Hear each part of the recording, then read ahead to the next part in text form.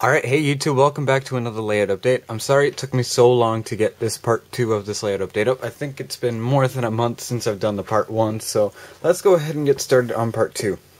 Alright, so first off, I want to show you guys all the locomotives and everything that have changed. And this is going to be the way I usually do most of my layout updates if I get a new locomotive or a piece of new rolling stock. I won't have it on the layout because right now we're going to get started on doing a bunch of work on it as to laying a lot more of the ballast and the grass and gluing that all down, so I'm going to have to start cleaning off a lot of it. Alright, so first off in front of me I have my BNSF 9131, which I finally got back from Atherton from being repaired. I have tested it out and I must say I am really impressed with the lighting. None of it is, how should we say, it doesn't look odd, it all looks proper, all the lights are pointed in the right direction, so there's no darker spots to one part of the light, they're all constant and evenly lit. Same deal with the back. All the paintwork along the shell of the locomotive, including on the back, have been done, which was a nice added touch.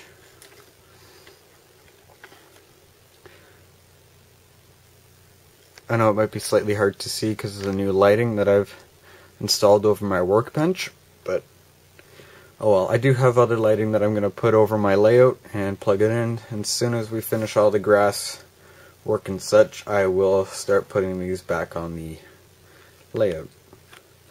Alright, so that being done, let's move on to the next locomotive. Alright, so next up here we have the Burlington Northern SD40-2 that I did happen to get in the mail the same day I got my ACE back. This was ordered for me as a favor. I was really grateful for them to be able to do it because unfortunately I don't have a PayPal account or anything else like that. So this is an old Atherton Blue Box dummy locomotive, and I must say for what it is, it's pretty nice. It runs great behind other locomotives that I have. It makes for more interesting power moves and trains that I run as it is, so I'm not just running one or two locomotives going against each other like the Santa Fe or the BNSF alone with the CSX switcher locomotive I have. And I must say with this dummy locomotive it's pretty useful. I mean, one thing that I did get with it is the plow, which I wasn't expecting. I know I'm just doing a quality test at the same time that I'm doing this, see if the camera will actually focus in, which it doesn't seem like it wants to. Alright, so the next item that it's a little different on that I wasn't expecting was the horn that was relocated to the front of the cab. I'm not sure if that's right for this particular locomotive. I haven't really looked it up, but no biggie. And it also has the what do you call it?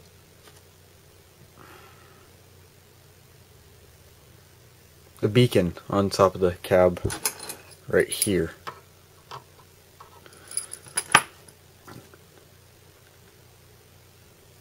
It was repainted to 7921. You can see the other numbers behind it, but it's not really a big deal for me anyway. Alright, so let's move on to yet another new locomotive that I've received. And I actually picked this one up at the Ottawa Train Show. Alright, so this is a locomotive I picked up while I was at the Ottawa Train Show. It is a KCS AC 4400, old Atherton Blue Box that I've already gone ahead and installed the decoder into.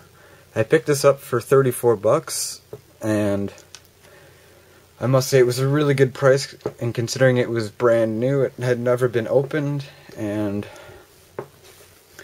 applying the details and handrails is pretty easy. It has all the, well, I did put on all the metal handrails front, back, and the other side. I've put on the horn and the, oh, sorry about that, the horn and exhaust, and as well as the brake wheel at the back of the locomotive, the one sand hatch, and I'm currently having a bit of issues putting on the sand hatches because they're so small, so I'm going to attempt to figure out what I can do to put the sand hatches on easier and still have them looking correctly. Some other things that I have yet to do on this is install all the brake line equipment, including the compressors on the other side of the fuel tank, and all the braking equipment along the trucks. And the decoder that I actually put in this locomotive is the same one I put in my CSX one. It's a DH123AC something. And after a little bit of tweaking with the trucks and such, I actually got it to run around completely perfect. And now I can also run this locomotive behind my ACE in the Burlington Northern SD40-2 for some of my new trains and rolling stock, which I will show you in a few moments. Alright, so moving on to yet another locomotive that I've been working on for Awesome Railfan. And this is one of the locomotives I've made the most progress on so far, so let's go ahead and I'll show you that one. Alright, so this is the CEFX SD40-2 that I'm working on for Awesome Railfan. He originally got this one from a friend, he got it for free, so I offered to paint it up correctly for him. And so far it's going pretty well. The only thing that I haven't finished doing on it is the cab, and I'll show you that in a future layout update once I actually finish applying all the paint. As you guys have seen in the past, I did get decals for this. The only thing I really need to do is wait for this to cure, which it has by now. And I also need to apply the black paint, like I said, along the nose and along all the walkways. And then I'll finish up with that and show you guys the end result. Other than that, I actually have painted the trucks and fuel tank to the locomotive. And I must say they turned out really nicely. It's a really nice flat black. And it's turning out really nicely. And I can't wait to get more work done on my C44-9, which I will get to later on in this video. Alright, so one more locomotive to show you guys, and then I can get on to the rolling stock. Alright, so this is the my Athearn Blue Box GP50 Santa Fe, and I know you guys have seen this a lot in the past. The only thing that I've done to this is I've actually glued all the handrails in place. They're the metal handrails, and they are not going anywhere whatsoever. I've done that on all the excuse me. I've done that on all the handrails, and I'm really pleased with the way that turned out. So that was just a quick little thing I wanted to show you guys, and now we can go ahead and get started on the rolling stock. And then I'll do a quick overview on something in the layout that I meant to show you guys in the last video, but I never got around to showing you guys. Alright, here we go. Alright, welcome back to the rolling stock portion of this layout update. Alright, so in front of you I have this Athearn ready to roll PC rail bulkhead flat car. I picked this up about 2 weeks ago at the hobby store, and I picked this up for 18 bucks. It's pretty nice. I wanted to get one of these for a while, but I never really got around to it. And there were other things that needed priority on the layout, so I was never really able to get around to getting one of these. It's pretty standard detail for a low-priced Athearn piece of rolling stock. And I've outfitted it with KD so it runs smoother, and as well as I've loosened the truck so it can make it around the layout without derailing or causing other pieces of rolling stock to derail. Alright, so let's move on to the next piece. Alright, so this is the Conrail center flow hopper I've had it for a little while now. The only difference to this now is that I've actually put my first ever bit of graffiti on it, and as well as I've done some weathering to it. I've done the same thing on the other side, except I haven't put any graffiti on it. On this one I have put my name on it for a piece of graffiti, because I couldn't really think of anything else to put on it for graffiti, so I just went ahead and used my name. Alright, so other than that, one other thing I did do is I did the wheels with the Woodland Scenics Rail Rust, and I must say it actually looks really good, especially when you get down and you look at it as it runs by. Alright, so let's go on to the newest addition, one of the newest additions to the fleet of rolling stock, and it was the other Proto 2000 kit that I was going to be building. Alright, so stay tuned. Alright, this is the newish Proto 2000 kit that I was working on. I have done 2 of these, as you guys know. This one is a little different than the other one. The first thing that's a little different that I've actually added in the walkway, right here, and I've added on the grab irons on either end on this portion of the car, and as well as, like I said, on the other side. Other things that I've done on this thing a little differently is I've put the braking components in the right spot. They're all glued in properly, and I must say it looks really good. And one thing that I did on the underside of the car is I've put on the brake lines, as you can just see there slightly, and it's the same deal on the other car. Well, I shouldn't say on the other side of the car because I haven't done it. Alright, so let's move on to the newest addition to my rolling stock, and there's quite a bit to it. Alright, so let's get to it. Alright, so these are the newest additions I have to my rolling stock fleet. They are the LBF company coal cars. They're a kit that you have to build.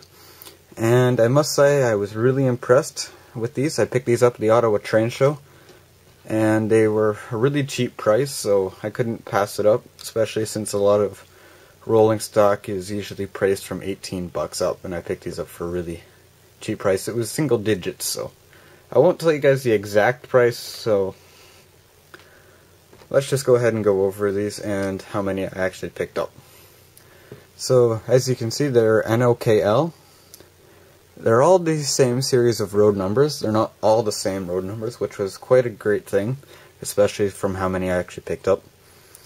And like I said before, they're a kit you have to build. They're a pretty simple kit, and I actually have one right here that I'll show you guys. This is unit number 70, 96, 963.070. And as you can see, there's not really any of the detail added onto it, which you have to do yourself, which isn't much of a problem for me, as you guys know. So, I actually have been meaning to get coal cars for a while, and when I actually saw these, I picked up 12 of them, and none of them are the same road number, and as you guys may follow Awesome Rail Fan, he picked up 7 of them, I believe. And absolutely none of these were the same road number. As you can see, there's quite a lot. They look really good. And the only thing that I don't like about them is the couplers. They're not exactly what they said they were. They told me they were KDs and they're not. But that's not much of a problem. So I'm going to go ahead and put KDs on all of these, all 12, and I'm gonna find out which one is the right coupler to put on them for KD and get that all for all of these. So that is it for all the rolling stock that I've gotten.